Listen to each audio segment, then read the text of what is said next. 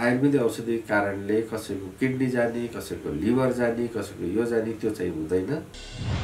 Hospital दबाउने, औषधि खाने, अनि औषधि खाइसकेपछि फेरि त्यो औषधिले एउटा रोग त निको पार्छ, फेरि अर्को रोग निकाल्छ। अनि त्यसले गर्दाखेरि एउटा चक्रमा फस्छ क्या तिनीहरू। हामीले स्वस्थ कसरी हुने भन्नेतिर कहिले सिकेनौँ र हाम्रो शरीरलाई हामीले कहिले टाइम दिएकै छैनौँ। नमस्कार, हाम्रो खबरको नयाँ श्रृङ्खला लिएर म उपस्थित भएकी छु गरिमा घिमिरे। यस कार्यक्रममा हामीले समाजका विविध पक्षलाई समेट्ने गरेका छौँ। सोही अनुसार आज हामीले आयुर्वेद औषधिको विशेष चर्चा परिचर्चा गर्नेछौँ र हामीलाई साथ दिनको लागि उपस्थित हुनुभएको छ आयुर्वेद काउन्सिल र आयुर्वेद चिकित्सक सङ्घका अध्यक्ष प्रकाश गेवाली ज्यू। त आउनुहोस् उहाँलाई स्वागत गरौँ। नमस्कार सर। नमस्कार। आराम हुनुहुन्छ? आजभोलि केमा व्यस्त हुनुहुन्छ? अब अहिले आयुर्वेद विभागको कार्यक्रमहरू छ, केही योगको सप्ताह पनि चलिरहेको थियो।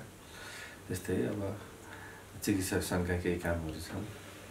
अब अधिवेशन पनि आउँदैछ, तिनैमा व्यस्त। औषधि बिरामीलाई सही तरिकाले प्रयोग गर्यो भने अमृत हुन्छ, यदि गलत भयो भने कालकुट विष हुन्छ। के यो सत्य हो? एकदम सत्य। अझ के भन्छ भन्दाखेरि यो सबैभन्दा राम्रो औषधि चाहिँ खाना हो अरे के। Must neglected drug is the food भन्छ। सबभन्दा व्यवस्था गरिएको औषधि नै खाना भन्छ। भनेपछि औषधिलाई जब हामीले औषधिलाई सही सदुपयोग गऱ्यौँ भने त्यसले चाहिँ शरीरलाई राम्रा प्रभावहरू पार्ने भयो। त्यसैको लागि बनेका हुन्। केही विकार छ भने हटाउने हो होइन। अब त्यसलाई चाहिँ गलत तरिकाले प्रयोग गरियो भने एउटा औषधिको गलत असरलाई चाहिँ फाल्नलाई फेरि अर्को औषधि खानुपर्ने भनेको मतलब शरीरभरि अब उही कालकोट विषय जान थाल्छ। त्यसपछि त लागौँ आजको विषय सन्दर्भमा। डाक्टर साहब, आयुर्वेद औषधि भनेको के हो? अब आयुर्वेद औषधि खास गरी अब बनोटको हिसाबले एउटा त हाम्रो सिधै प्लान्ट सोर्सबाट, अर्को चाहिँ अब हाम्रो मिनरल सोर्स भन्छ, अनि अर्को चाहिँ अब यो एनिमल सोर्स। अब सामान्यतया हामीले बुझिरहेको जडीबुटी भन्दाखेरि चाहिँ यो बोट बिरुवा अथवा जडीबुटी यतिबाट मात्रै पाउने चाहिँ आयुर्वेद त्यति मात्रै चाहिँ होइन। त्यो चाहिँ त्यतिबाट मात्रै गर्ने चाहिँ हर्बल मेडिसिन पनि छन्। आयुर्वेद मेडिसिनमा चाहिँ रस औषधिहरू भनेर मिनरल ओरिजिनका छन्। कतिपय एनिमलहरू प्रयोग भएका, अब शङ्खभस्म एनिमलबाट हुन्छ, त्यस्ता किसिमका औषधिहरू छ। त्यस कारण आयुर्वेद औषधिहरू चाहिँ अलिकति विभिन्न किसिमका जडीबुटी लगायत मिनरल्सहरू र अनि एनिमल प्रोडक्टको मिक्सअपबाट बनेका औषधिहरू चाहिँ आयुर्वेद औषधिहरू हुन्। आयुर्वेद औषधिका र एलोपेथिक औषधि छुट्टा छुट्टै हुन् भनेर कसरी चिन्न सकिन्छ? अब यसरी हामीले चिन्ने भन्दा होइन, आयुर्वेद औषधिको सामान्यतया जडीबुटी औषधिको कुरा गर्दाखेरि क्रुड फर्म भन्छ, कच्चा रूपमा सिधै अब ल्यायो, त्यसलाई सुकाइ केलाई, अनि त्यसलाई पिसेर अथवा त्यसलाई अब धुलो नै प्रयोग पनि हुनसक्छ, अथवा त्यसलाई ट्याब्लेट बनाएर प्रयोग हुनसक्छ, अथवा त्यसलाई क्वाथको रूपमा पकाएर झोलको रूपमा प्रयोग हुनसक्छ। यसरी कच्चा रूपमा प्रयोग गर्ने चाहिँ आयुर्वेद भयो। त्यसैको फेरि एक्सट्र्याक्ट निकालेर करिब करिब एलोपेथीका 25% औषधिहरू चाहिँ एक्सट्र्याक्टबाट बनाइन्छ, जडीबुटीहरूकै एक्सट्र्याक्टबाट, र उनीहरूको केही केमिकलको रूपमा पनि प्रयोग हुन्छ। त्यसरी अब देखेर भन्दा पनि के कसरी चाहिँ यिनीहरू बनेका छन् त्यसको बनोटको आधारमा चाहिँ छुट्याउने हो। जस्तो रस, बटी, गुगल, त्यसपछि अर्को भस्म, कल्कहरू छ, कल्क, आसक, अरिष्ट, यिनीहरू चाहिँ के भए? आयुर्वेद औषधि भए। उतातिरको त क्याप्सुल एन्ड अब क्याप्सुल छ, उनीहरू ट्याब्लेट, सिरप यिनीहरू मात्रै छ। हामीले पेटेन्ट औषधिमा चाहिँ सिरप भन्छौँ, क्याप्सुल त भर्खर निस्किन लागेका छन् होइन। अश्वगन्धा क्याप्सुलहरू, शिलाजित क्याप्सुलहरू भर्खर निस्किन लागेका छन्। यो कोटेड हुँदाखेरि केमिकल हुन्छ कि हुँदैन? त्यहाँ कोटेडमा केमिकल चाहिँ हुन्छ, तर त्यो चाहिँ पर्मिसेबल लिमिट भन्छ। त्यसले चाहिँ शरीरमा अन्य किसिमको हानि नगर्ने र त्यसले चाहिँ औषधिको गुणलाई नबदल्ने गरी कोटिङ गर्न चाहिँ मिल्छ। त्यसकारण त्यस्तो किसिमको चिजहरू प्रयोग गरेर कोटिङ गरे हुन्छ। त्यसले चाहिँ औषधिको खास गुणलाई चाहिँ फरक पार्दैन। तर आयुर्वेदको त्यो सिद्धान्त त होइन नि, कोटेड गर्ने भन्ने त सिद्धान्त त होइन। सजिलोको लागि मान्छेले अब अलिकति देख्न, हेर्न, खान सजिलो बनाउनलाई चाहिँ त्यसरी बनाइयो। तर त्यो सिद्धान्तकै हिसाबले त अब हाम्रो प्राचीन कालदेखि जुन तरिकाले प्रयोग भएको थियो, क्याप्सुलको कल्पना थिएन। बरु केराको गुदीभित्र हालेर चाहिँ औषधि खुवाउने चलन थियो। दुधसँग खुवाउने, यसरी खुवाउने चलन त्यो चाहिँ हो। अब क्याप्सुलको रूपमा ट्याब्लेट चाहिँ बरु आयुर्वेदमा पहिलेदेखि थियो, तर हातले बनाउने बटीको रूपमा थियो। हजुर हजुर। डाक्टर साहब, अब आयुर्वेद यो जुन व्यवस्था विभाग छ नि, त्यहाँ चाहिँ कस्ता औषधि दर्ता हुन्छन्, कस्ता औषधिलाई दर्ता गर्नु पर्दैन? औषधि व्यवस्था विभागमा खास गरी आयुर्वेद औषधि हुन् भन्ने कुरा शास्त्रीय रूपमा प्रमाणित भएका वा अनुसन्धानद्वारा आयुर्वेदिक औषधि हुन् भनेर प्रमाणित भएका यी दुई किसिमका औषधिहरू चाहिँ दर्ता हुन्छ। त्यो बाहेकका कतिपय औषधिहरू जो औषधिको रूपमा भन्दा पनि सामान्य अवस्थामा चाहिँ तिनीहरूलाई ओटिसी भन्नाले चाहिँ अब ओभर द काउन्टर भन्छ, सिधै बेच्न मिल्ने, जस्तो सन्चो अथवा बोजोमिन्ट यिनीहरू चाहिँ दर्ता गर्नु पर्दैन। त्यस्तै गरेर केही चाहिँ अब केश तेलहरू, जीवनजल पर्छ कि पर्दैन? जीवनजल पर्छ। किन त्यसमा चाहिँ? आखिर त्यो सन्चो र जीवनजलमा के फरक छ? त्यहाँ औषधि त हुन्न नि। अब के हुँदो रहेछ भन्दाखेरि जीवनजलको मात्रा यदि त्यसमा चाहिँ भनेको भन्दा तलमाथि हुँदाखेरि त्यसमा सोडियम, पोटासियम र ग्लुकोजको कम्बिनेसन हो। अब त्यसमा चाहिँ सोडियम र पोटासियमको मात्रा गडबड हुने बित्तिकै डायरिया भएको पेसेन्टमा अर्को एडभर्स इफेक्ट हुनसक्छ। तर अब हाम्रो सन्चोमा थोरै चाहिँ स्ट्रेन्थ कम भयो अथवा थोरै स्ट्रेन्थ बढी हुँदैमा तत्काल चाहिँ हाम्रो स्वास्थ्यमा गम्भीर असर पर्दैन। त्यो चाहिँ एकछिनको लागि नाक बन्द भएको बेला खोल्न अथवा सहज गराउन अथवा छातीलाई सहज गराउन प्रयोग गर्ने भएको हुनाले सन्चोहरू यिनीहरू चाहिँ सामान्यतया यत्तिकै पनि प्रयोग गर्न सकिन्छ भन्ने सिद्धान्त हो। औषधिको गुणस्तरीयता मापन गर्ने कसले र कसरी? औषधिको गुणस्तरीयता हेर्ने प्रमुख निकाय चाहिँ औषधि व्यवस्था विभाग नै हो र यस अन्तर्गत राष्ट्रिय औषधि प्रयोगशाला, जसलाई एनएमएल भनिन्छ, एनएमएल त्यही परिसरभित्रै छ। अब औषधि बिक्री वितरण प्रमाणपत्र लिने क्रममा औषधि उत्पादक कम्पनीले केही स्याम्पलहरू ल्याउनु पर्ने अनिवार्य व्यवस्था छ।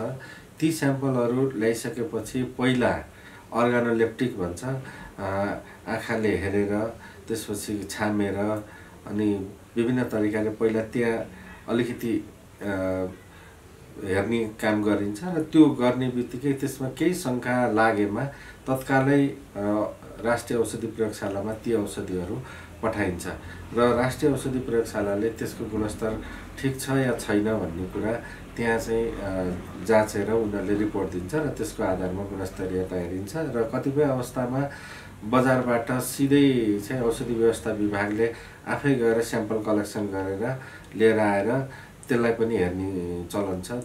त्यसलाई चाहिँ अब पोस्ट मार्केटिङ सर्भिलेन्स भन्छ। त्यो बजारमा गइसकेका औषधिहरूको पनि गुणस्तरीयता छ छैन भन्ने कुरा चाहिँ एनएमएलबाटै चाहिँ टेस्ट गरेर औषधि व्यवस्था विभागले नै त्यसको निरीक्षण गर्छ। त्यसकारण गुणस्तर हेर्ने र जाँच गर्ने औषधि व्यवस्था विभाग र सो अन्तर्गतको राष्ट्रिय औषधि प्रयोगशाला हो। अब यही सन्दर्भलाई लिएर हेर्नु पर्दाखेरि आयातित औषधिहरूको गुणस्तरीयता नभएको कारणले भनेर यही कारण देखाएर बजारमा चाहिँ कस्तो छ भने कहिलेकाहीँ औषधिको धेरै नै अभाव सृजना गरिन्छ कि यो राम्रो हो? यस्तो छ, अब के भने खुला सिमाना, नेपाल र भारत बिचको खुला सिमानाको कारणले गर्दाखेरि कतिपय अब कुनै क्राइटेरिया नराखेर, जस्तो अहिले चाहिँ WHO GMP सर्टिफाइड कम्पनी हुनुपर्ने, अब यो COPP भन्छ, सर्टिफिकेट अफ फार्मास्युटिकल प्रोडक्ट भनेर, यो COPP, यो दुईटा चिज चाहिँ उनीहरूसँग त्यो कागजपत्र अनिवार्य रूपमा हुनुपर्ने र त्यो कम्पनी चाहिँ WHO को गुणस्तर जुन मापन एकाइ छ त्यो बराबरको पुगेको हुनुपर्ने भनेर यो क्राइटेरिया राखिदिँदाखेरि राम्रा कम्पनीहरू आउनलाई अहिले पनि कुनै बाधा अवरोध छैन। जस्तो तपाईँहरूले हेर्नुभयो भने अब कतिपय कम्पनीहरू अहिले पनि आरामसँग आइरहेछन् र केही कम्पनीहरूलाई राम्रो हुँदाहुँदै पनि, औषधि गुणस्तरीय हुँदाहुँदै पनि त्यही क्राइटेरियाले केही कम्पनीहरूलाई समस्या पनि परेको छ। अब त्यसमा के समस्या मैले देखेको, आफूले देखेको चाहिँ आयुर्वेदिक औषधिहरूको उत्पादनमा खास गरी क्लासिकल मेथडहरू प्रयोग गर्दाखेरि WHO ले तोकेको मापदण्ड पुरा हुँदैन। अब जस्तो हामीले अब आगो बालेर मजाले चाहिँ गोइठामा पनि पकाउनु पर्ने हुन्छ कतिपय भस्महरू बनाउँदाखेरि, त्यो पुट दिने भन्छ, पुटहरू दिने। अब त्यो भस्म गोइठामा पकाउनु पर्ने हुन्छ, धुवा हुन्छ। अब WHO को GMP को आँखाबाट हेर्दाखेरि त्यसरी धुवा बनाएर औषधि त कसरी उत्पादन हुन्छ भने जस्तो देखिन्छ, फर्नेसमा गर्नुपर्छ भन्ने हुन्छ। अब हामीले के भन्छौँ भन्दाखेरि फर्नेसमा गर्दाखेरि हुने गुणस्तर र गोइठामा गर्दा हुने गुणस्तर चाहिँ आकाश जमिनको फरक छ। त्यो गोइठामा गराउँदाखेरि राम्रो गुणस्तरीय औषधि बन्छ। अब हो, यही कुराहरूमा चाहिँ केही कन्फ्लिक्ट छ, त्यसकारण यसमा चाहिँ सुधार चाहिँ जरुरी छ। र फेरि रोक्नुपर्ने भनेर चाहिँ गुणस्तरीय औषधि रोक्नु त पर्दैन, तर के भन्दाखेरि नियमनै नगरिकन जसलाई पनि आउन दिने भन्ने चाहिँ यो पनि सम्भव किन हुँदैन भन्दाखेरि खुला बोर्डर भएको हुनाले अहिले औषधिको बाढी नै लाग्छ। यहाँ यति धेरै औषधि कम्पनी इन्ट्रेस्टेड देखिन्छन्, त्यो आधारमा चाहिँ यो कुनै मापदण्ड नबनाइकन आउन दिने हो भने त नेपालको यहाँको उत्पादन त सम्भावनै छैन। बाहिरी उत्पादनले बजार पुरै ढाक्छ र गुणस्तर चाहिँ नियमन गर्न पनि एकदमै अप्ठ्यारो हुन्छ।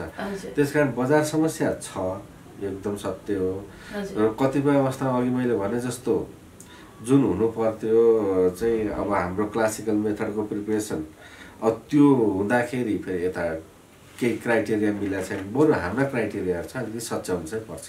हजुर, जस्तो अब हामीले चाहिँ यदि क्लासिकल मेथडबाट गरेको छ भने पनि त्यसलाई चाहिँ हामीले एप्रुभ गरिदिनु पर्यो, बरु हामी जानु पर्यो। खास गरी यसमा औषधि व्यवस्था विभाग एक्लैले सक्दैन, किनभने त्यहाँ आयुर्वेदको जनशक्ति एकजना मात्रै हुनुहुन्छ। आयुर्वेद विभागसँग औषधि व्यवस्था विभाग दुईटै सरकारी निकाय हुन्। त्यसकारण दुईटाको चाहिँ एउटा संयुक्त टोली बनाउने र त्यो संयुक्त टोलीमा आयुर्वेदका विषयगत विशेषज्ञहरू समेतलाई राखेर नेपालमा आएत हुने चाहिँ, जस्तो अब अहिले केही कम्पनीहरू प्रतिबन्धित जस्तै भएको छ, जसको रस रसायन नेपालमा असाध्यै राम्रो भनेर बिक्री वितरण भइरहेको थियो, हिजोसम्म पनि भइरहेको थियो। अब आजको दिन बन्दै जस्तो हुँदाखेरि सिंहदरबारको शिलाजित, सिंहदरबारको च्यवनप्राश कति थियो त्यो।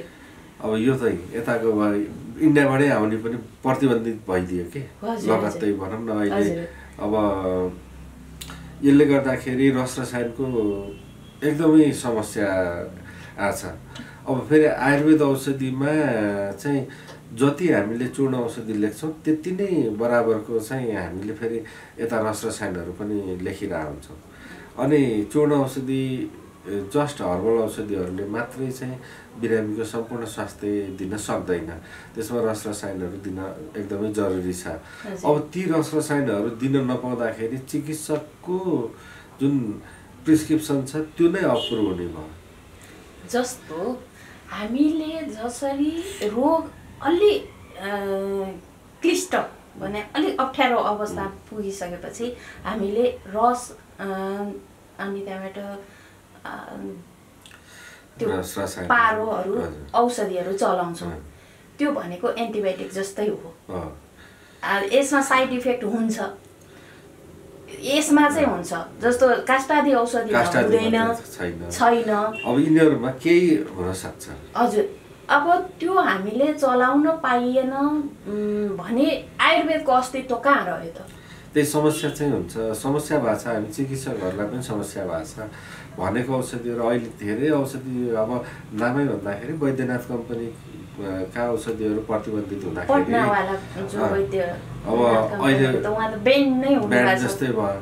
अब अहिले बजारमा औषधिहरू अभाव हुन थाल्यो। अब नेपालको धेरै जसो चाहिँ वैद्यनाथको र डाबरको औषधि थियो, डाबरको पनि कम भइसकेको छ, धेरै नै कम भइसकेको छ रस रसायनहरू। अब कतिपय रस रसायनहरू त एकदमै थोरै मात्रामा चाहिँ चाहिने र कहिलेकाहीँ मात्रै प्रयोग हुने खालका थिए। पहिला कुरुकुरु आउनु पाउने अवस्थामा चाहिएको बेला सप्लायरहरूले ल्याइदिइ पनि हाल्थे। अब अहिले त्यो अवस्था पनि छैन। यो अवस्था सृजना भयो भने कतै आयुर्वेद चाहिँ मेटिन त सक्दैन। त्यो पेटेन्ट औषधि त एलोपेथिकमा छ नि। हामीले सिरप बेच्नुपर्छ भन्ने के छ? हामीले त रस रसायन औषधि बेचेर उनीहरूसँग जितेर, जुन हामी एउटा जन्डिसको कुरा ल्याउँ, जन्डिसको कुरामा लिभरमा हामीले के औषधि दिने त? त्यसो हो भने अब औषधि समस्या हुँदै गयो। यहाँ त रस चलाउनै पर्यो नि त। कतिपय अवस्थामा रस औषधिहरू चलाउनै पर्ने हुन्छ, कति अवस्थामा चाहिँ ग्यास्ट्रिकमा के चलाउने त? त्यसो एउटा अभिपतिकरले मात्रै चल्दैन। त्यसमा रस रसादि त चलाउनै पर्यो। अनि त्यो औषधि नै चलाउन दिँदैन भने औषधि व्यवस्था विभागले गर्न खोजे के? होइन, औषधि व्यवस्था विभागको त मैले भनिहालेँ, उहाँहरूको सही इन्टेन्सनमा गर्दा गर्दै जथाभावी औषधि नआओस्, गुणस्तरहीन औषधिहरू देशमा प्रवेश नगरोस् र डब्लुएचओले मान्यता दिएको अथवा डब्लुएचओ जिएमपी सर्टिफाइड भएका कम्पनीहरूको मात्रै आओस्, गुणस्तरीय औषधि आओस् भन्ने क्रममा केही क्लासिकल कम्पनीहरूलाई चाहिँ यसले मर्का चाहिँ पर्यो। जस्तो नुहाउन जाऊ भन्ने धारो चाहिँ नदिने भएपछि तिमी औषधि सुधारेर पठाऊ भन्ने, तर आफूले छ कि सुधारियो कि सुधारिएन भनेर यसले के होमवर्क गर्यो त? हो, त्यही भएर मैले अघि भने नि एउटा समिति बनाएर आयुर्वेद विभाग र औषधि व्यवस्था विभागको संयुक्त टोली चाहिँ ती कम्पनीहरू निरीक्षण गरेर यदि उनीहरूको जुन हाम्रो परम्परागत रूपमा क्लासिकल मेथडबाट बनाएको छ भने चाहिँ एप्रुभ गरेर ल्याउन दिने व्यवस्था चाहिँ गर्दा राम्रो हुन्थ्यो। अब आयुर्वेद औषधिसँग कुन कुन निकाय चाहिँ सम्बन्ध छन्? अब प्रत्यक्ष अब दर्ता गर्ने र नियमन गर्ने हिसाबले औषधि व्यवस्था विभाग भयो। त्यसको गुणस्तरीयतामा विशेष गरी जडीबुटीको गुणस्तरीयता छ या छैन भनेर त्यसको लागि हेरिदिने निकाय चाहिँ यता आयुर्वेद विभाग पनि त्यसमा संलग्न रहन्छ। खास गरी औषधि कम्पनीभित्र जडीबुटी छिर्नुभन्दा अगाडिको अवस्थामा जडीबुटीको गुणस्तर कायम गर्न चाहिँ अहिले आयुर्वेद विभागले पनि यो देशैभरि हाम्रो अहिले चौथो प्रदेश, अब अहिलेको लगातार कर्णालीतिर जाँदैछन् हाम्रो साथीहरू पनि, भनेको यता केही एरियाहरूमा चाहिँ यो सम्बन्धी जनचेतना बढाउने, खास गरी व्यवसायी र चाहिँ त्यहाँका स्टेक होल्डरहरूलाई चाहिँ तालिम दिने त्यो काम चाहिँ आयुर्वेद विभागले नै गरिरहेछ। त्यसकारण आन्तरिक रूपमा दर्ता अथवा नियमन चाहिँ औषधि व्यवस्था विभाग, त्योभन्दा बाहिरका जडीबुटीहरूको गुणस्तरमा आयुर्वेद विभाग, त्यस्तै जडीबुटीका कस्ता खालका चाहिँ औषधिमा प्रयोगयोग्य छन् छैनन् भन्ने कुरा हेरिदिने काम चाहिँ वनस्पति विभाग र गुणस्तरीयता हो या होइन भन्ने कुरा चाहिँ गुणस्तरीय छ या छैन भनेर छुट्याइदिने काम चाहिँ राष्ट्रिय औषधि प्रयोगशाला। त्यस्तै केही अनुसन्धान गर्नु पर्यो, औषधिमा कुनै ट्रायलहरू गर्नु पर्यो भने त्यो हेरिदिने काम चाहिँ राष्ट्रिय आयुर्वेद अनुसन्धान तथा तालिम केन्द्र कीर्तिपुर। यी निकायहरू चाहिँ यसमा संलग्न छन्। यति धेरै छन्, यति धेरै संस्था छन्, यति धेरै निकाय भएर पनि आयुर्वेद बिचरा छ आजकल। तर जनता चाहिँ कस्तो भइरहेछ भनेदेखि अब आयुर्वेदतिर ढल्क्यौँ, अब हामी यतातिर जाउँ, साइड इफेक्टबाट अझै कम होस्, अब हामी राम्रोसँग उपचार खोजौँ भनेर उनीहरू विकल्पमा आयुर्वेदतिर ढल्केको अवस्थामा आयुर्वेदको औषधि व्यवस्था विभागले चाहिँ किन यो जनचासोलाई बुझ्दैन? होइन, जनचासोलाई नबुझेको होइन, अब सक्रिय हुनु पर्यो नि त। म यत्रो मास आइरहेछ यतातिर, यसलाई चाहिँ मैले निकास दिनुपर्छ भनेर खोइ त तदारुकता देखाएको होइन। अहिले जस्तो आयुर्वेद विभागले पनि विभिन्न कार्यक्रमहरू सञ्चालन गरिरहेछ, खास गरी भ्रमात्मक विज्ञापनहरूको नियमनको लागि। अब सम्बन्धित निकायहरूमा हामीले पत्राचार पनि गरेका छौँ र आयुर्वेद विभाग आफैले पनि अनुगमन निरीक्षण सुरु गरिसकेका छ। अनि विभिन्न ठाउँहरूमा चाहिँ गएर त्यो भ्रमात्मक विज्ञापन गर्नेहरूलाई चाहिँ किन यस्तो गर्नुभयो भनेर चाहिँ भन्ने पनि गरिरहेछ। अनि औषधि व्यवस्था विभागबाट पनि गर्नुपर्ने कामहरू उहाँहरूबाट पनि भइरहेछ। नगरेको होइन कि अब धेरै हुँदाखेरि, अब धेरै निकायहरूको छुट्टा छुट्टै कामको प्रकृति हुँदाखेरि सबैले आफ्नो प्रकृति अनुसारको काम त गरेका छन्। बरु यसलाई चाहिँ के भन्नु भन्दाखेरि गरेको पुगेन, यसलाई बढाऊ भन्नु चाहिँ मिल्छ। चासो, मान्छेको चासो अझै आयुर्वेदतिर सकारात्मक नै होस्। शुभकामना। औषधि व्यवस्था विभागले पनि हामी जस्ता आयुर्वेद व्यवसायीहरूलाई यथेष्ट सही औषधि दिन सकोस्। यस्तो हुँदाहुँदै पनि जनतामा केही त गुनासो छ नि, आयुर्वेदका पनि केही गुनासो छ नि, ती चाहिँ के हुन्छ? अब हामीले के भन्दाखेरि आयुर्वेद विभाग, खास गरी औषधि व्यवस्था विभाग भन्दा पनि आयुर्वेद विभाग चाहिँ अलि बढी अब सक्रिय हुनुपर्ने अवस्था छ। सबैले अब देख्ने चाहिँ आयुर्वेद विभागलाई हो। किन भन्दाखेरि उहाँहरूले यो आयुर्वेद भन्ने शब्द जोडिसकेपछि आयुर्वेदको कुरा आयुर्वेद विभागले नै हेरिदिनु पर्ने भन्ने। तर फेरि आयुर्वेद विभागलाई पनि अलिकति कानुनी रूपमा चाहिँ सबै अधिकार प्रत्यार्जन भएको छैन। अब त्यसको लागि स्वास्थ्य मन्त्रालयमा हामीले चाहिँ त्यो भनेका छौँ, अलिकति हामीलाई चाहिँ काम गर्ने वातावरण, अधिकार पनि दिन पर्यो र जिम्मेवारी पनि दिन पर्यो। अनि अधिकार हामीले के गर्ने भनेर चाहिँ अधिकार, जिम्मेवारी त दिनुभयो यो गर भन्ने, तर यो गर्ने भनेर चाहिँ हामीलाई चाहिँ त्यसको अधिकार चाहिँ दिनु भएन कि। अनि त्यसले गर्दाखेरि समस्या भइरहेछ। जस्तो अब बाटोमा चाहिँ कसैले चाहिँ यतिकै आयुर्वेद औषधिको प्रचार गर्दै बेच्दै हिँडेछ। अब हाम्रो जिम्मेवारी के हो भन्दाखेरि त्यसरी बेच्न नदिने हो। त्यसकारण आयुर्वेद विभागलाई चाहिँ त्यो बेच्न नदिने भन्ने चाहिँ छ। अब मानौ आयुर्वेद विभागले समात्यो, त्यो मान्छेलाई समातेपछि कानुनी कारबाही गर्ने अधिकार फेरि आयुर्वेद विभागलाई छैन। कसले गर्छ त? अब त्यो लगेर हामीले चाहिँ जिल्ला प्रशासन कार्यालयमा बुझाउनु पर्यो या औषधि व्यवस्था विभागमा बुझाउनु पर्यो। अनि त्यसले गर्दा अलिकति केही झन्झटिलो चाहिँ प्रावधानहरू छ र ती झन्झटिला प्रावधानहरूलाई सहज बनाएर एउटै निकायमा चाहिँ अब त्यसलाई चाहिँ कारबाही गर्न सक्छ। जस्तो ठुला कारबाहीहरू त अदालतमा जान्छ, मुद्दा हुन्छ, त्यो छँदैछ।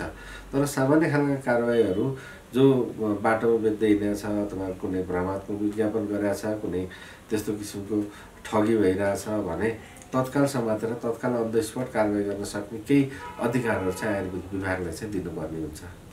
सर, हजुरले माइनर मान्नुभयो।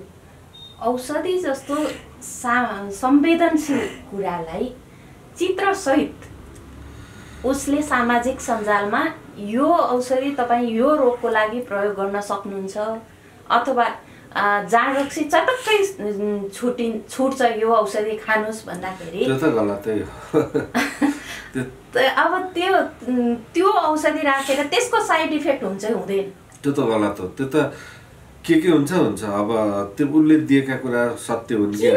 मैले जति पनि भेटिरहेको हुन्छु, म जस्ता मान्छेले धेरै भेटिरहनुहुन्छ, अनि किन उसलाई कारबाही गर्न सक्नुहुन्न तपाईँहरू?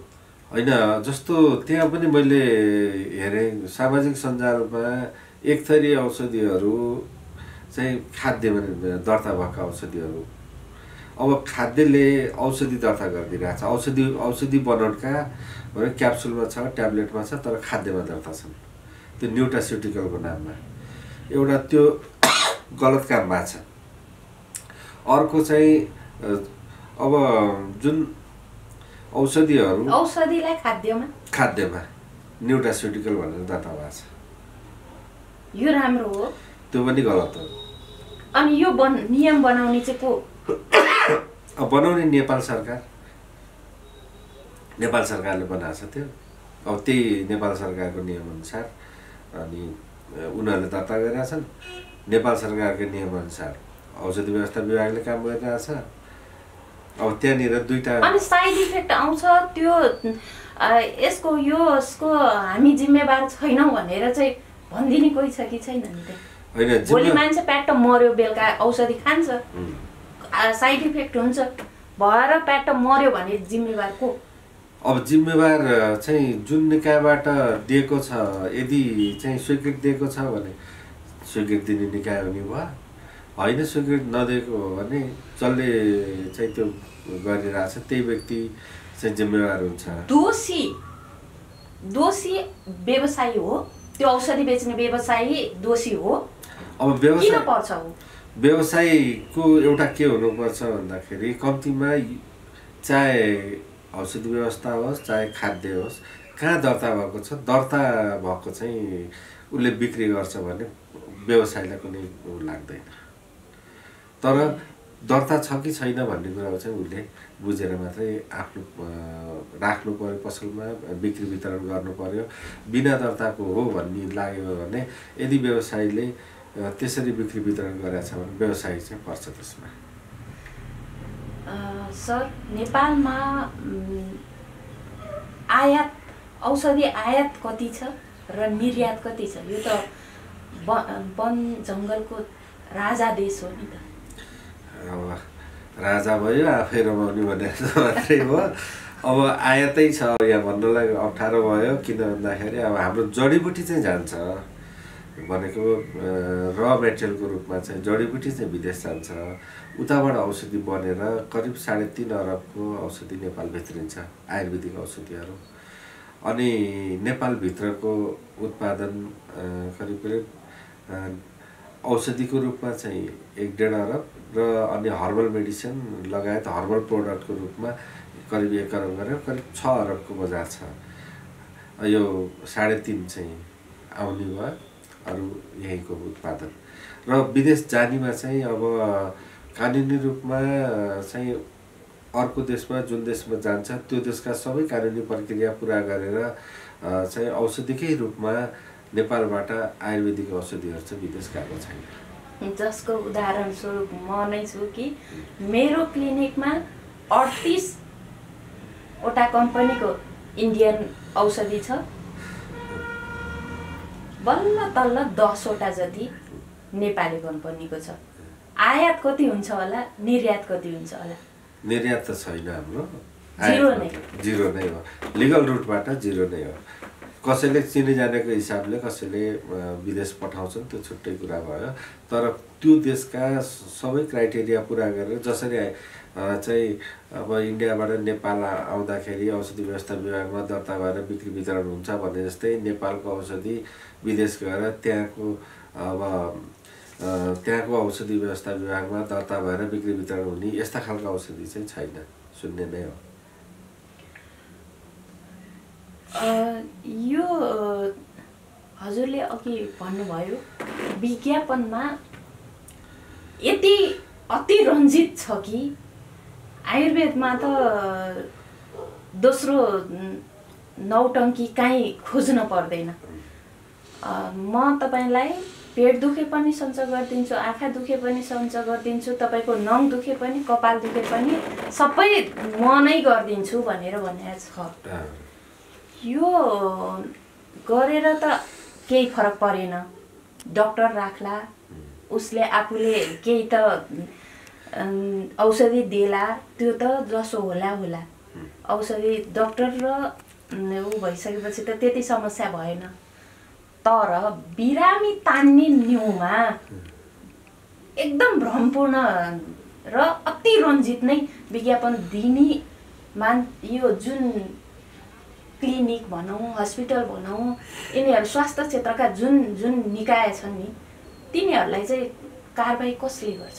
त्यो भ्रमात्मक विज्ञापनको चाहिँ आयुर्वेद विभाग र त्यस अन्तर्गतका संस्थाहरू हो, खास गरी जिल्ला आयुर्वेद स्वास्थ्य केन्द्रहरू, जसले अब 10 बेडसम्मको हस्पिटलको दर्ता उहाँहरूले गर्नुहुन्छ, क्लिनिकको पनि उहाँहरूले गर्नुहुन्छ, हस्पिटल पनि 10 बेडसम्मको उहाँहरूले गर्नुहुन्छ। 10 बेडसम्मको एउटा क्लिनिक वा 10 बेडसम्मको हस्पिटलबाट भ्रमात्मक विज्ञापन भएको छ भने जिल्लाले नै कारबाही गर्नु पर्यो। त्यहाँदेखि माथिको हो भने आयुर्वेद विभागले कारबाही गर्ने हो। र कतिपय दर्ता नभएकोले समस्या भएको छ, दर्ता हुनेहरूले त अलिकति सिस्टममा पनि केही गर्नुभएको छ र केही गल्ती भएकोहरूलाई चाहिँ हामीले अब सच्याउनको लागि आयुर्वेद विभागले जानकारी गराइसकेको छ। सायद अब केही दिनमा सच्याएर पनि आउला। तर जो दर्तै नभइकन सञ्चालनमा भएर अनि भ्रमात्मक विज्ञापन पनि भएका घटनाहरू छन्, तिनीहरूलाई चाहिँ अब पुलिस प्रशासन, आयुर्वेद विभाग र जिल्ला आयुर्वेद स्वास्थ्य केन्द्र यति मिलेर तत्काल गर्नुपर्ने अवस्था छ।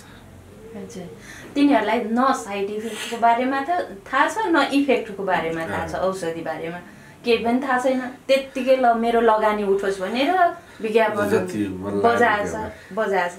यो अवस्था छ। यसलाई एकदम सख्त कारबाही होस्। अनि आयुर्वेद औषधिमा साइड इफेक्ट हुन्छ कि हुँदैन? आयुर्वेद औषधिमा जस्तो साइड इफेक्ट भनेर कुनै अर्कै चाहिँ समस्याग्रस्त बनाउने गरी त त्यस्ता छैनन्। सामान्य खास गरी रसायनहरू, हाम्रो रस औषधिहरू, जसमा चाहिँ केहीमा हाम्रो मर्करीबाट बन्ने छन्, कोहीमा लिडबाट बन्ने छन्, अथवा त्यस्ता खालका केही रस औषधिहरूबाट लामो समय प्रयोग गर्दाखेरि शरीरलाई केही हानि नोक्सानी चाहिँ गर्न सक्छ। धेरै लामो समय कसैले अब नजानेर 3 महिना, 6 महिना, 9 महिना यसरी लामो समय पनि प्रयोग गर्छन्। त्यसले गर्दाखेरि कुनै अन्य एडभर्स इफेक्टहरू देखिन सक्छ। तर त्यति यदि राम्रो गुणस्तरीय रूपमा बनेको छ भने त्यति साह्रो साइड इफेक्ट चाहिँ छैन। डाक्टर साहब, हजुर चिकित्सक सङ्घको अध्यक्ष मात्रै होइन, हजुर काउन्सिलको पनि सक्रिय व्यक्ति हुनुहुन्छ। काउन्सिलको काम चाहिँ के हो? काउन्सिलको खास गरी जनशक्तिहरू, आयुर्वेदका जनशक्तिहरू, उनीहरूको दर्ता गर्ने र उनीहरूको नियमन गर्ने नियमनकारी निकाय हो।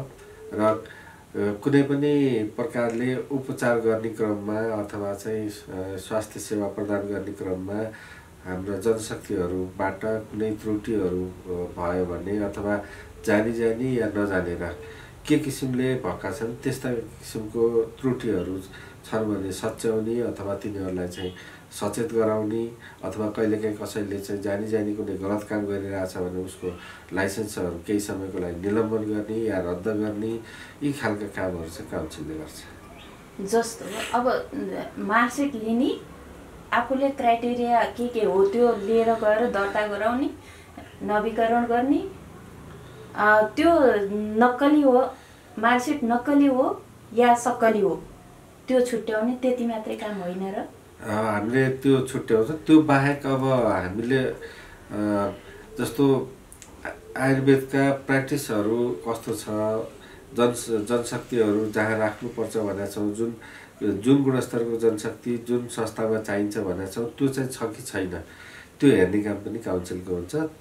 त्यसै गरी कलेजहरू, जति पनि कलेजहरू छ आयुर्वेदको शिक्षा दिने, उनीहरूको चाहिँ नियमित चाहिँ हामीले निरीक्षण गर्छौँ र त्यो निरीक्षण गरिसकेपछि त्यसमा केही क्राइटेरियाहरू पुगेका छैन भने पुरा गर्न लगाउने या पटक अटेरी गऱ्यो भने उसको सम्बन्धन खारिज गर्ने, यी काम पनि हुन्छ। त्यसकारण अब कति सिटसम्म दिने, कुनै संस्थाले चाहिँ उसको भनौँ न जस्तो कलेजहरू खुलेका छन् बिएमएसहरूको, अब तिनीहरूको चाहिँ कति चाहिँ जनशक्तिलाई पढाउन दिने, यस्तो किसिमको त्यो सङ्ख्या निर्धारण पनि काउन्सिलले गरिदिन्छ। हजुर हजुर हजुर त काउन्सिलबाट अब चिकित्सक सङ्घ को अध्यक्ष नै हुनुभयो।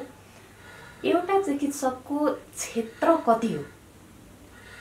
अब यस्तो छ, उपचारात्मक हाम्रो त अब यसरी अब चिकित्साको क्षेत्र भन्दाखेरि त धेरै भयो। प्रिभेन्टिभदेखि अब क्युरेटिभ, रिहेबिलिटेटिभ, अब प्यालिएटिभ सबै हुन्छ। हुन चाहिँ चिकित्सकले गर्ने सबै हो कामहरू, तर अब विषयगत हुन्छ। अब कुन विषयको, जस्तो गाइनोकोलोजिस्ट छ भने उसले आफ्नो क्षेत्र हेर्नु पर्यो। अब कार्डियोलोजिस्ट छ भने आफ्नो क्षेत्र हेर्नु पर्यो। आयुर्वेदमा पनि अब विभिन्न विषयगत अब एमडी पढाइ भइसकेका छ, सालेको छ कि काया छ कि, अब यसरी विषयगत हुन्छ। रसायन छ कि स्त्री रोगको छ कि विषयमा अनुसारको चाहिँ यो सबै उसले गर्न सक्छ। एउटैले सबै गर्न पाउँदैन। अब खासमा भनौँ न, अब छारसूत्र गम्भीर प्रकृतिका छारसूत्रहरू गर्नु पर्यो भने शल्य चिकित्सकै चाहिन्छ। सामान्य खालका छारसूत्रहरू चाहिँ हाम्रो बिएमएस गरेर केही समय ट्रेनिङ लिएकोहरूले पनि गर्नुहुन्छ। तर अलिकति कडा खालका, गम्भीर खालका चाहिँ पाइल्सहरू, फिस्टुलाहरू त्यस्तो गर्नुपर्ने भयो भने शल्य चिकित्सकै चाहिन्छ। त्यस्तै अलिक गम्भीर प्रकृतिका कुनै शारीरिक रोग छ भने काया चिकित्सक चाहियो। अब सामान्य खालको चाहिँ बिएमएस ब्याचलर लेभलले मात्रै पनि गर्न सक्छ। त्यो हेरेर हुन्छ, त्यो अवस्था अनुसार। सर, जस्तो जनताले पनि एउटा सुधारिनु पर्ने, जस्तो व्यवसायी मात्रै होइन, चिकित्सक मात्रै पनि होइन, एउटा बिरामी जनता जो छ उसले पनि सामान्य टाउको दुख्दा, सामान्य पखाला लाग्दा, सामान्य ज्वरो आउँदा मलाई फलानु औषधि देऊ भनेर किनेर खानु ठिक हो कि होइन? त्यो त होइन। किन भन्दाखेरि अब फलानुलाई यसले ठिक भएको थियो, मलाई पनि हुन्छ भन्ने खालको कन्सेप्टमा हुनहरू जान्छ। अनि त्यसले गर्दाखेरि कहिले उसलाई अनावश्यक औषधि पनि पर्न सक्छ। कहिले उसलाई कुनै व्यक्तिलाई खान मिल्ने औषधि अर्को व्यक्तिले खान नमिल्ने हुनसक्छ परिस्थिति अनुसार, होइन? त्यो कारणले गर्दाखेरि अब कतिपय रोगहरूमा कुनै औषधि अब भनौँ न, कसैलाई वात प्रदान हुन्छ, कसैलाई पित्त प्रदान हुन्छ, कसैलाई कफ प्रदान हुन्छ, त्यही औषधिले सबैलाई हुँदैन। हजुर हजुर। त्यो कारणले गर्दा त्यसरी मागेर चाहिँ औषधि खाने यो हाम्रो सबैतिर छ, एलोप्याथीतिर, आयुर्वेदतिर, सबैतिर यो समस्या छ। यो जनचेतनाहरू जगाउँदै अलिकति हामीले चाहिँ अवेरनेस गर्न सक्यौँ भने समस्या पनि हट्दै जाला। डाक्टर साहब, नेपालमा यति धेरै स्वास्थ्य चौकी, हस्पिटल, ठुल्ठुला हस्पिटल पनि छ, चौकी, स्वास्थ्य चौकीहरू 75 जिल्ला, 77 जिल्ला, त्यहाँमाथि भएन क्लिनिक त गल्ली गल्ली पछि छ, तै पनि बिरामीहरूको चाप नबस्नु किन? एउटा के भन्दाखेरि हामीले स्वस्थ कसरी हुने भन्नेतिर कहिले सिकेनौँ र हाम्रो शरीरलाई हामीले कहिले टाइम दिएकै छैनौँ।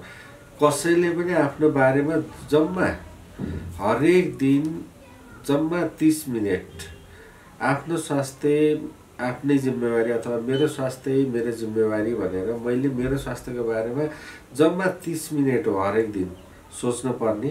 त्यो सोच्ने भनेको चाहिँ बिहान उठेर जसलाई सहज लाग्छ योग गर्ने, अथवा कसैलाई चाहिँ एक्सर्साइज अन्य गर्दा पनि हुन्छ, जो शरीर मुभमेन्ट गराउनु पर्यो।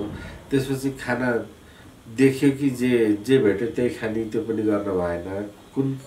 कस्ता खालका खानेकुराहरू खाने, कस्तो चाहिँ नखाने, उमेर अनुसार। अब बच्चाहरूलाई हामीले खुवाउन अझै पनि जाने छैनौँ। जस्तो 5 वर्ष पछाडिका बच्चाहरूको खाना र हामी 40 वर्षको मान्छेको मान्छेको खाना एउटै हुन्छ। बच्चालाई बच्चाकै खाना दिनुपर्छ कि खासमा, होइन? ठुलो मान्छेले ठुलो मान्छेको खाना खाने हो, होइन? त्यस कारण यो हाम्रो खानपिन, रहनसहन, दिनचर्या, रात्रिचर्या, यो धेरै कुराहरू छन्। यी कुराहरू नमिल्दाखेरि बिरामी सबै बिरामी भइराख्ने, अनि त्यसपछि उयो हस्पिटल दौड्ने, औषधि खाने, अनि औषधि खाइसकेपछि फेरि त्यो औषधिले एउटा रोग त निको पार्छ, फेरि अर्को रोग निकाल्छ। अनि त्यसले गर्दाखेरि एउटा चक्रमा फस्छ क्या तिनीहरू। यस्तो चक्रमा फस्छ, दुष्चक्र भन्नु पर्यो। त्यो दुष्चक्र भनेको एउटा पहिला बिरामी भयो, उसले औषधि खायो, त्यो औषधिले खराब गर्यो, फेरि पुनः बिरामी भयो, अनि फेरि औषधि खाए त्योभन्दा कडा औषधि खानु पर्यो, त्योभन्दा बढी बिरामी भयो भने अब उसले खाना खाने कि औषधि खाने होइन। त्यस कारण यी कुराहरूले गर्दाखेरि बिरामी बढेको बढी अब समाधान नहुने, जति संस्था खोले पनि मान्छेको भिड लाग्ने यो समस्या भयो। हामीले कम्तीमा 30 मिनट चाहिँ दिनु पर्यो क्या आफूलाई। हजुर डाक्टर साहब, हजुर आयुर्वेद डाक्टर, साइड इफेक्ट रहित डाक्टर। डाक्टर त साइड इफेक्ट होइन होला, औषधि चाहिँ नै क्षेत्रको कुरा गरौँ। साइड इफेक्ट रहित भन्छ आयुर्वेद औषधि। जसले किन्न आउँछ म साइड इफेक्ट रहित औषधि किने भनेर ऊ आत्मसन्तुष्ट भएर बाहिर निस्किन्छ औषधि लिएर निस्किँदा। हामी व्यापारीले पनि यसले त यति चाहिँ साइड इफेक्ट रहित नै किन्यो होला भने जस्तो हामी व्यापारीलाई पनि लाग्छ। तर यसभित्र पनि केही त टट्कारो समस्याहरू त छ नि। समस्या आयुर्वेदको सबभन्दा टट्कारो समस्या के हो? आयुर्वेदमा के छ भने अब मैले हेरेँ जस्तो कुनै एउटा बिरामी आइसकेपछि अब 4 थरी रस औषधि मिसाइदिन्छन् एकै ठाउँमा होइन। अब त्यो रस औषधि कुनै एउटा दिनुपर्ने हो, कुनै एउटा अर्को भस्म मिसाउनु पर्ला अथवा अर्को चूर्ण मिसाउनु पर्ला। यसरी मिसाउनुको साटो रसै औषधि 4 थरी, अर्को भस्म। अब यसो गर्दाखेरि त्यसमा के हुन्छ भने अब हामीले शास्त्रीय रूपमा वर्णन गरेकै अब बढी से बढी 45 दिनसम्म मात्रै रस औषधि खुवाउनु मिल्ने हो। त्यसमा 250 mg भन्दा बढी हामीले रस औषधि एक डोजमा खुवाउनु मिल्दैन भने 4 वटा गर्दा चाहिँ 1000 mg हुन्छ। अनि 1000 mg औषधि 3 महिना खुवाइदिइसकेपछि त अब त्यो साइड इफेक्ट होइन के, त्यसलाई के भन्ने? अब त्यो साइड इफेक्ट भन्दा नि डेन्जर भयो। जस्तो सिटामोल सामान्य डोजमा सामान्य बिरामीले उसको ज्वरो आएको बेला निको पार्नलाई खान्छ भने त्यसले चाहिँ साह्रै खराब गर्दैन। तर के भन्दा त्यो चाहिने भन्दा बढी जथाभावी खाइदियो भने पछि गएर लिभरकै समस्या आउँछ, लिभर सुन्निन्छ, जन्डिस हुन्छ, तपाईँको पुरै सिरोसिस हुने सम्भावना हुन्छ भने अब औषधिको दोष भन्दा पनि यहाँ चाहिँ हाम्रो प्रवृत्तिको दोष बढी भयो क्या। औषधि समस्या कम, तर के भन्दा प्रवृत्तिमा समस्या बढी हुँदाखेरि बिरामीले चाहेर नचाहेर जसरी पनि उसले चाहिँ ओभरडोज औषधि खाइदिने अवस्था बनिरहेछ, जसले गर्दाखेरि हामीले नखाउनु पर्ने अथवा एकदम हाई डोज नदिनु पर्ने अब रस औषधि नै हाई डोजमा दिइरहेछौँ। यो चाहिँ हामीले तत्काल हाम्रो सम्पूर्ण चिकित्सकहरू र आयुर्वेदका स्वास्थ्य कर्मीहरूले यो सुधार चाहिँ गर्नैपर्छ। एउटै प्रिस्क्रिप्सनमा धेरै रस औषधि चाहिँ नहालिदिनुहोस्, एउटा हाल्ने हो या बढी से बढी तपाईँले त्यो बिरामीको जेन्युन समस्या देख्नुहुन्छ भने 2टा हाल्नुहोस्, त्यहाँभन्दा बढी हाल्दैन हाल्नुहोस्। हामी कार्यक्रमको अन्त्यतिर आइरहेका छौँ। हामीले औषधिको एकदम संवेदनशील कुरा गरिरहेछौँ। औषधि ड्रग्स हो, सरले अघि नै भनिसक्नुभयो। ड्रग्स धेरै खायो भने लत लाग्छ, बानी लाग्छ। जस्तो हामीले रस औषधि जुन कास्टादी औषधिमा मिक्स गरेर दिने चलन छ, जस्तो हामीले कुनै पनि रस औषधि त्यसको मात्रा अनुसार भएन भने त्यो रस औषधिले काम गर्छ कि गर्दैन? मात्रा अनुसार भएन भने त अब त्यो कम हुँदा कम हुने भयो, उसले काम नगर्ने भयो, बढी हुँदा खराब असरहरू गर्ने भयो। त्यसकारण सही डोजमा सही तरिकाले सही व्यक्तिलाई दिनुपर्ने हुन्छ। जस्तो एउटा नजानेको व्यक्तिले 300 ग्राम अभिपत्तिकरमा 5 अथवा 10 ग्राम मात्रै त्यसमा मिसाइदियो भने त्यो बिरामीले त्यसको असर पाउँछ त? पाउँदैन। त्यो खायो, आजीमा गयो, बस सक्यो। अब चाहिँ 500 mg सिटामोल खाएर ज्वरो निखार्नु पर्ने उसलाई चाहिँ 200 mg खाएर त अर्थ भएन, ज्वरो त झर्दैन।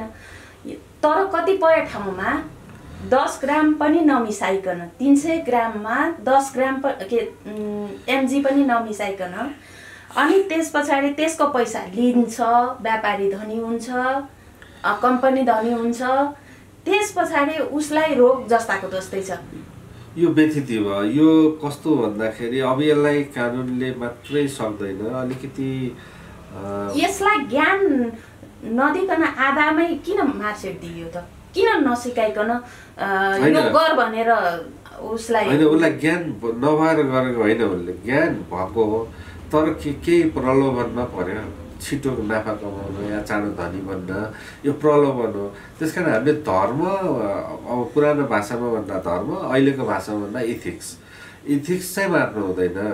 हामीले बरु बिरामीसँग लिनुपर्ने कति हो लिउँ, होइन, बिरामी दिन्छु नै भनेर आइसकेपछि उसले घर बेचेर पनि पैसा तिर्छ, तर सही उपचार गर्नु पर्यो, सही औषधि दिनु पर्यो, नचाहिने औषधि दिनु भएन, होइन। नाफा कमाउने एउटै बिरामीबाट होइन, राम्रो गर्दै गए धेरै बिरामी आउँछ चाहिँ। अब राम्रो प्र्याक्टिस गर्ने डाक्टर साहबहरूले पाइरहनु भएको छ त बिरामी नपाएर चाहिँ बस्नुपर्ने अवस्था त आउँदैन। हामीले राम्रो गऱ्यौँ भने कृति त फैलिँदै जाने हो सबैको। एउटाले बिगार्दा 10 ठाउँ बिग्रिन्छ, एउटाले सबार्दा 4 ठाउँ सप्रिन्छ भनेर चाहिँ यो मेडिसिनको उसमा भन्छ क्या।